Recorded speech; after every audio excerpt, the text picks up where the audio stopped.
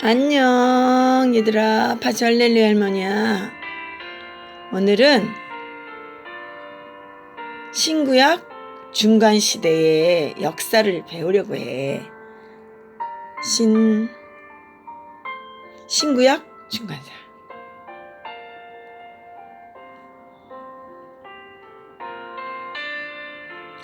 굉장히 양이 많지만 사실 로마 제국 이야기만 해도 다 말할 수 없을 정도로 많어. 그렇지만 이 시간에는요, 하나님의 예언대로 흘러가는 역사 속에서 유대와 관련된 것만 뽑아서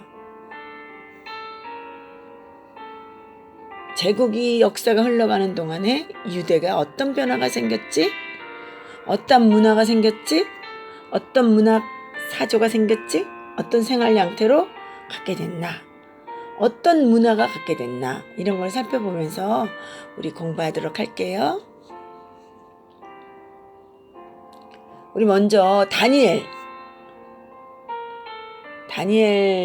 예언한 거 한번 보겠습니다. 다니엘이 느부갓네살 왕이 본 신상.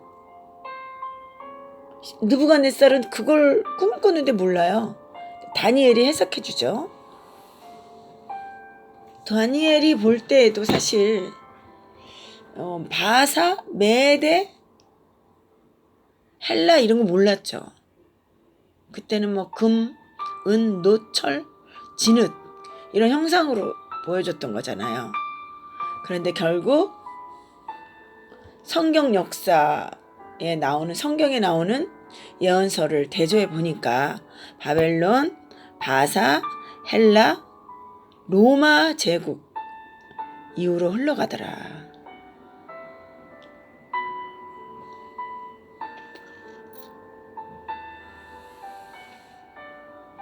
알게 된 거예요. 정말 다니엘의 예언대로 신상을 통해서 이미 지나간 과거를 볼 수가 있습니다. 다니엘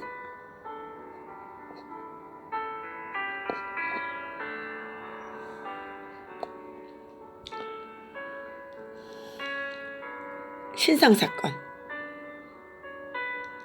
자, 첫 번째 바벨론 제국입니다. 느부갓네살이 그 신상사건에서 금이잖아요. 바벨론은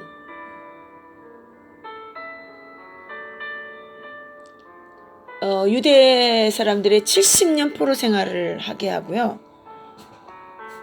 그리고 90년을 건재합니다.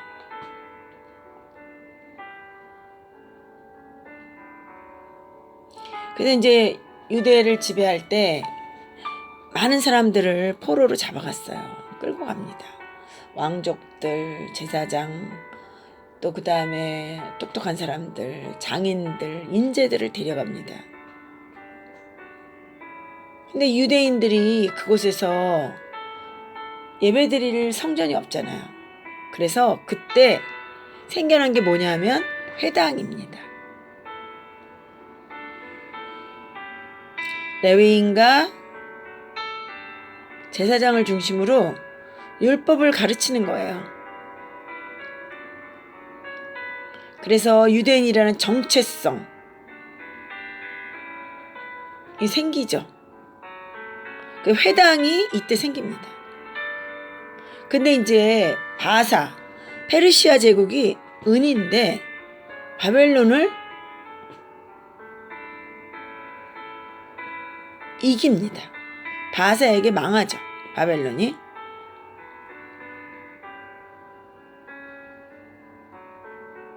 그래서 100년을 또 페르시아 제국 밑에 있었어요. 우리가 그런 상황을 좀 알고요. 70년이 된 후에 바벨론으로 끌려간 지 70년이 된 후에 포로로 끌려간 지 70년이 된 후에 유대 지역으로 돌아옵니다. 포로 귀환하게 되죠. 그러니까 지금 합쳐서 바벨론, 메데, 바사 합쳐서 200년을 건재하고 있는데 그 중에 100년은 구약시대예요. 또 나머지 100년은 이 중간 시대인 거예요. 신구약 중간사. 그죠?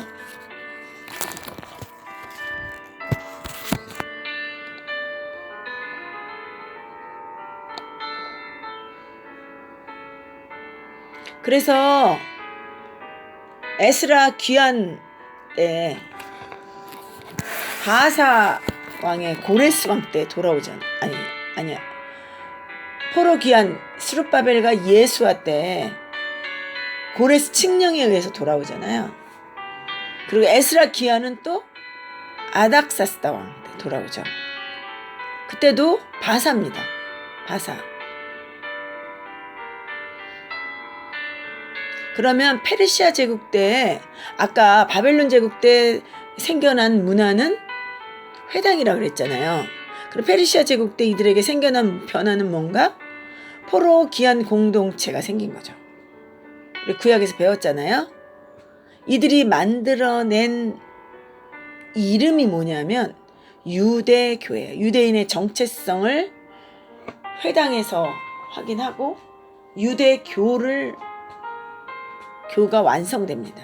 유대교가 발생하는 거죠. 그래서 예수님과 유대교 회당 예수님 시절에 다 있었던 거고요. 유대교와 논쟁이 많았어요. 그리고 유대교와 기독교의 싸움이 바울 시대 이후에도 계속됩니다. 그래서 포로 귀환 공동체에서 생긴 유대교, 그 페르시아 지배를 받고 있는 유대인들에게는요, 성전 화폐라 그래서 자기 자체의 화폐도 갖고 있었고요. 페르시아 정부가 그걸로 세금을 징수할 수 있을 정도로 편하게 해줬어요. 또 하나의 변화는 뭐냐면 이제 그러면서 헬라 문화가 들어오기 시작합니다. 점점 헬라 문화, 뭐 입는 옷, 그릇, 먹는 빵, 집에서 기르는 동물들 막 이렇게 막 헬라 문화가 들어오기 시작해요. 자, 세 번째는 헬라 제국입니다. 헬라 제국하면 알렉산더 대왕이죠.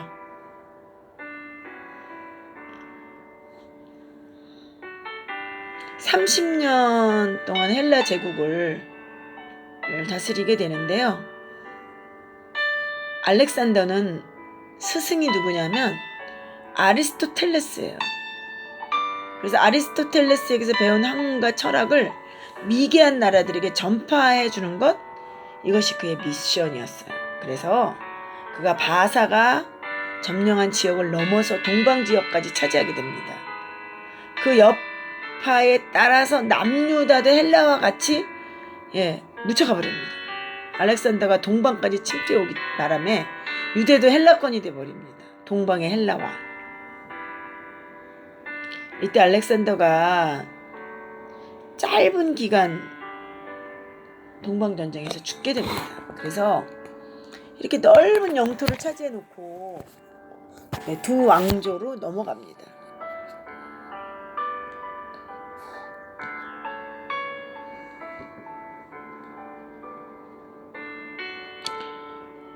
두 왕조는 프톨레미우스 왕조와 셀레우쿠스 왕조입니다. 그래서 이집트를 다스리는 프톨레미우스 왕조에 유다가 예속돼요. 그래서 프톨레미우스 왕조 밑에서 100년간 지배를 받게 됩니다. 이때 유대인들에게는 큰 변화가 생겨요. 프톨레미우스 왕조가 1세가 유대인을 강제로 많이 이집트로 이주시킵니다. 이민 보내죠. 그래서 이집트 지역에 유대인들이 많이 살게 되는데요. 알렉산드리아 지역이죠. 아볼로가 살았던 알렉산드리아 지역에 유대인들이 많이 거주했다고 신약에도 거주하고 있죠. 거주했어요, 거기. 두 번째는 프톨레메우스 왕조가 한 일 중에 두 번째는 구약 성경이 히브리어로 되어 있는데 에스라가 읽을 때도 아람어 통역관이 있었거든요. 구약 히브리어 성경 그 안에 공문서는 아람어예요. 근데 이거를 헬라어로 번역합니다. 70인 성경이죠. 최초의 성경 번역서가 발생하게 됩니다. 헬라어 성경이 등장하게 된 거죠. 그래서 예수님 시절에 읽었던 성경도 역시 헬라어 성경입니다. 70인역 성경을 읽었습니다. 하나님이 프톨레미우스 왕조를 통해서 큰 작업을 하신 거죠. 지금 영어가 세계 문화권에서 공통어이듯이 그때는 헬라어가 공통어였거든요. 복음이 전 세계로 나갈 수 있는 세계 공통어 헬라어로 번역이 된 거죠. 세 번째는요, 이런 말이 생겼어요. 경건한 이방인이라는 사람이 발생하는데요. 이들은 유대교를 믿지 않아요. 할례도 받지 않아요. 그냥 유일신 하나님을 접속해서 그냥 예배에 나오는 경건한 이방인. 바울이 그 선교 사역 때 이분들의 역할이 굉장히 크죠. 프톨레미우스 왕조 때 이런 일이 발생했구나. 그때부터 경건한 이방인이라는 이름이 발생했구나 라고 생각하시면 됩니다. 셀레우코스 왕조는요, 유대 지역을 놓고 늘 티격태격 싸웠어요. 구약의 유대 지역은요, 이집트하고 관계 있잖아요. 우리 이민도 갔잖아요, 출애굽 때. 근데 사실은 바벨론 바사 쪽 수리아에 예속돼 있었어요. 프톨레미우스 왕조가 이집트를 가져가니까 셀레우쿠스 왕조가 저거 원래 우리 땅인데 가져갔다고 빼앗아 옵니다. 그래서 늘 싸우고 차지하려고 싸우고 막 이랬어요. 그러다가 셀레우코스 왕조가 프톨레미 왕조를 이깁니다. 그래서 이제 유대가 어디로 예속되자 하면 셀레우코스 왕조로 예속이 됩니다. 또 바뀐 거죠. 셀레우쿠스 왕조로 예속이 되면서 한 30에서 34년 정도 지배를 받는데요. 이때 셀레우코스 왕조에서 안티오코스라는 사람이 있는데, 신약에서는 안디옥이라는 도시 이름으로 나오는데요. 안디옥이에요. 안디옥. 도시 건설을 많이 해요. 수리 안디옥, BCD 안디옥. 서신서에 보면 수리 안디옥 교회, BCD 안디옥 교회 막 나오잖아요. 이게 바로 안디오코스 때 만들어진 도시예요. 셀레우코스 왕조의 지배를 받는 유대인들이 그동안 헬라 제국, 프톨레미오스 왕조, 셀레우코스 왕조의 지배를 받는데 이게 다 헬라 제국인 거예요.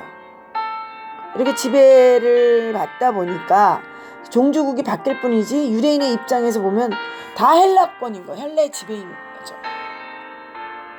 유대인들이 헬라 문화에 접속되고 젖어들게 됩니다. 정체성이 점점 포기되고 문물을 받아들이면서 할례도 부끄러워하고 신을 믿는 이런 것들이 유일신에 대한 믿음도 흔들리고요. 신앙의 기강이 흔들리게 됩니다. 이런 가운데 위기가 닥쳐오는데 안티오코스 4세 셀레우코스 왕조 안티오코스라는 사람이 있는데 4세 때 로마가 점점 힘을 키워오고 있는 거예요. 그래서 로마의 세력으로 이제 압박을 받게 되고, 그러니까 프톨레미우스 왕조가 유대의 지역을 빼앗기고 다시 공격해 오고, 또 안티오코스 4세가 안 되겠다, 내정을 좀 강하게 해야 되겠다, 왕권을 좀 더 강하게 하자. 그래서 헬라 신인 제우스 신을 만들어 가지고요, 내가 신이다, 나를 섬겨라, 자기 자신을 신격화하는 이런 명령을 내리게 됩니다. 그래서 안티오코스 4세가 자기가 제우스 신이래. 신상에게 절하게 하고요, 우상에게 절하게 하는 그런 명령을 내립니다. 근데 제일 위기는 어딘가요? 유일신을 믿는 유대인들이죠. 안티오코스 4세가 유대인 양민을 많이 학살해요. 나중에 칙령을 내리는데 유대교 관습을 폐지시킨 제사 절기, 성전에서 예배드리는 사형이다. 이때 신앙을 지키기 위한 순교의 피가 이 교회사적으로 우리 그 기독교에서 흘린 순교, 기독교로 넘어가서 흘린 그 피보다 더 많았다라고 얘기하는 사람들도 있습니다. 안티오코스 4세, 유대인들은 점점 헬라화되어 가고 있고 이쪽에서는 박해가 있고, 그래서 유대인들 어떻게 사나 봤더니 제사장은 권력 싸움, 헬라화 문화가 점령하고 있고 서로 권력으로 부패해가고 있는, 내부적으로 외부적으로 유대인들은 어려운 가운데 핍박과 압력을 받게 됩니다. 이런 가운데 율법과 성전이 열심인 제사장 가운데서 이대로는 못 보겠다. 그래서 혁명을 일으키는 거예요. 칼을 들자. 무어 운동이죠. 무력 운동인 거예요. 마카비 혁명을 일으켰는데요. 이때요 독립합니다. 바벨론이 망한 이후 마카비 혁명을 통해서 바벨론에게 유대가 시드기야 왕 때 망한 이후에 쭉 독립을 이루어지지 못하고 있다가 마카비 혁명을 통해서 독립을 이루어내는데 100년간 유지하게 됩니다. 굉장히 오랜 시간. 바벨론 70년, 바사 2, 거기 바사까지 합치 200년, 헬라, 프톨레미 200년, 계속 여러.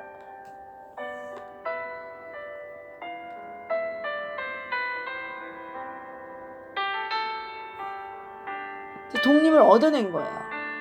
그 가문이 어떤 가문이냐? 마카비 혁명을 일으킨 가문이 아스몬 왕조라고 부릅니다. 이때 이들이 제일 먼저 한 일은요,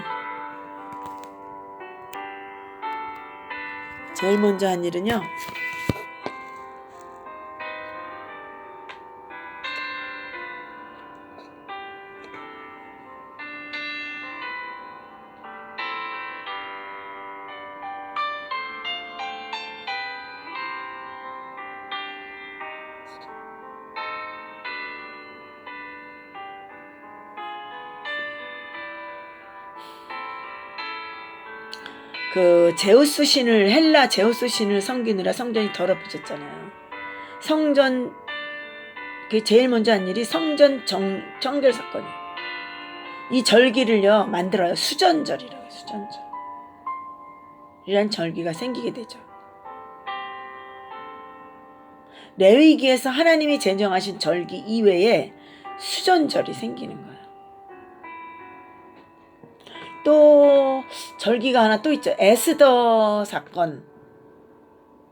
부르에서 유래된 불임절. 하만이 모르드게와 유대인들을 전부 몰살하려고 할 때 모르드게와 에스더가 함께 승리하죠. 하나님이 승리하게 하십니다. 그래서 그때 제정된 절기가 불임절입니다.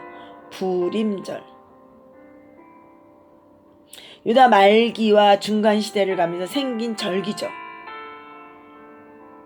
유다 말기의 불임절, 중간 시대를 가면서 수전절 생깁니다. 우리 예수님 당시에도 수전절 지키세요. 수전절에.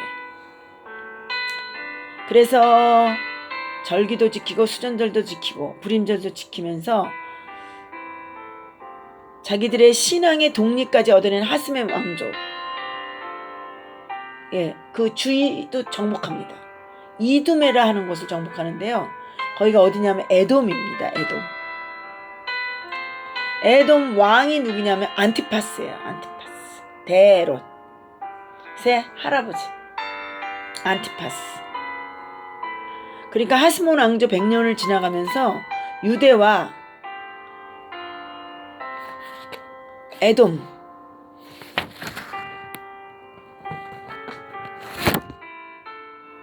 어떤 관계가 되냐면 에돔이 지금 에돔에게 조공받고 있어요. 에돔이 헤롯 가문인데 유대에게 조공냅니다. 조공받칩니다. 정복국가.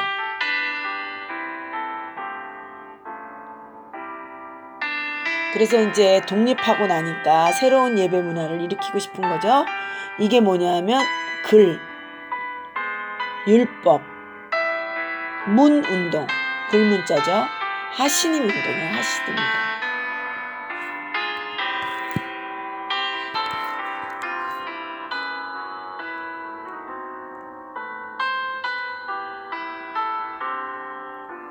하시딤 운동.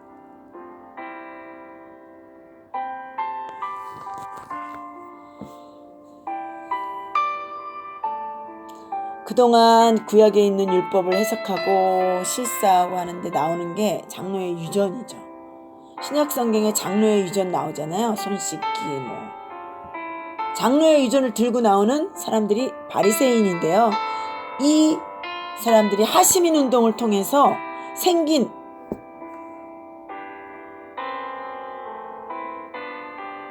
사람들이에요. 바리새인. 그래서 미시나 탈무드 장로 유전 이런 게 발생하게 됩니다.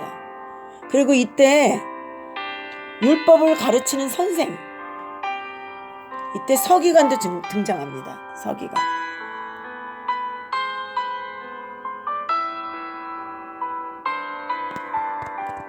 이때 서기관도 등장하죠. 새로운 직임이 생기는 거예요. 이렇게 독립을 유지하면서 새로운 문화가 일으키면서 살아가는데, 유대인인 하스몬 왕조가 제국의 패권이 바뀌면서 새로운 국면을 또 맡기게 돼요. 로마 시대가 열리는 거야.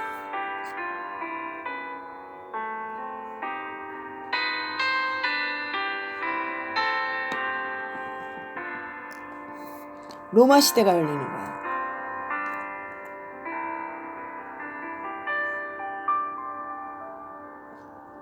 로마 시대.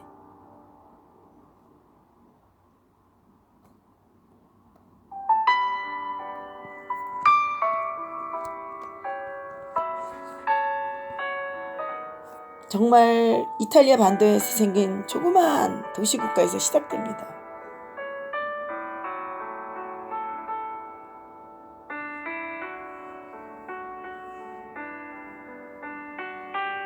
그런데 그 이탈리아 반도를 통일할 정도의 세력을 키우죠. 우리가 처음 로마 제국하면 원로원, 공화정, 검노들이 반란을 일으키잖아요. 빅3 아시죠? 빅3. 폼페이, 크라소스, 율리어스 시저. 그 중에 크라소스가 일찍 죽어요. 폼페이우스와 시저, 율리어스 시저가 남습니다. 근데 폼페이가 동방 지역으로 진출해요. 터키 쪽. 폼페이가 먹어요. 터키, 수리아 먹으면서 점점 동방 지역으로 진출합니다. 그 유대를 정복하는 거예요. 그러자 하스몬 왕조가 무너지죠.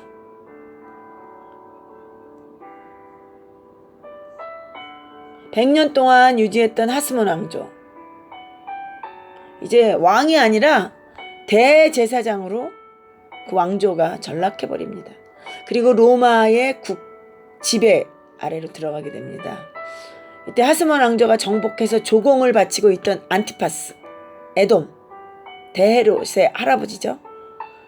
그 로마 폼페이 등에 착 달라붙어가지고요, 유다 정복을 도와줘요. 그러니까 폼페이오스가 안티파스를 유대인의 집정관으로, 자신의 유대 정복을 도와준 에돔의 안티파스를 유대인의 집정관으로 임명하는 거예요. 그리고 하스몬 왕조는 어떻게? 대제사장으로 전락하는 거죠. 그래서 이렇게 폼페이우스 점령과 함께 유대는 이중 정치 밑으로 들어가게 됩니다. 로마 제국 안에 패권 다툼이 있는 두 패권이 있었죠. 율리어스 시저하고 폼페이우스. 그 남유다는 폼페이우스 점령한 거예요. 패권 전쟁을 막 또 벌리고 있고, 그러니까 두 개의 율리어스 시저 폼페이오가 전쟁하고 있고, 또 그 다음에 폼페이오스에 착 달라붙은 안티파스가 집정관으로 유대를 또 다스리고 있고 이러니까 굉장히 어려운 환경이 된 거죠. 근데 율리어스 시저가 이겨요. 또 싸우다가 천하 통일을 합니다. 근데 그때 충신, 아주 가까운 충신인 브루투스가 살해합니다. 그래서 가이사가 죽으면서 이러죠. 브루투스 너마저도. 그래서 로마가 어디로 넘어가냐면요, 양아들인 가이샤의 양아들인 옥타비아누스 그리고 신하인 안토니오스 두 사람의 세력을 잡게 되죠. 이때 안토니오스가 폼페이를 차지하고 있던 터키 시리아를 다스리게 돼요. 안토니오스는 터키 시리아에 왔는데 여기 와서 누구를 만나는지 아세요? 클레오파트라. 이집트에서 만나게 되죠. 클레오파트라.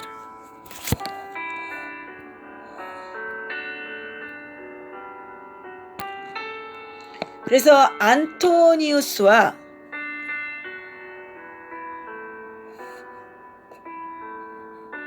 클레오파트라, 옥타비아누스 이렇게 싸움을 벌이고 있어요. 그러니까 안토니우스는 클레오파트라와 함께, 옥타비아누스 혼자. 근데 옥타비아누스가 이겨요. 이 전쟁이 아키오 해전이에요. 옥타비아누스가 누구냐면 성경에 아우구스투스라는 이름으로 나오는 사람인 거예요. 로마의 최초의 황제로 등극하는 사람입니다. 그래서 로마 황제를 가이샤로 부르게 됩니다. 가이샤. 신구약 중간 시대에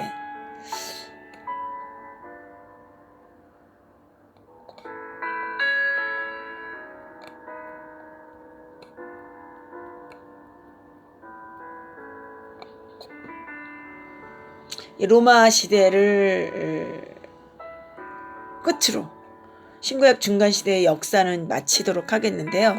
이때 예수님이 태어나는 거잖아요. 다니엘이 예언했던 예언대로 이루어지고요. 옥타비아누스 때, 가이샤 때 예수님 탄생합니다. 자, 여기까지 마치고요. 다음 시간에 만나요. 안녕.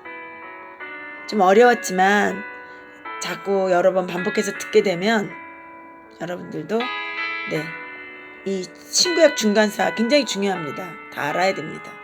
왜냐하면 성경에 나오는 말의 뜻을 잘 모르잖아요. 그래서 다음 시간에는 사내들인 공예, 대제사장, 서기관, 바리새파, 사두개파 이런 사람들의 뜻, 어떤 의미 이런 것들에 대한 공부를 하도록 할게요.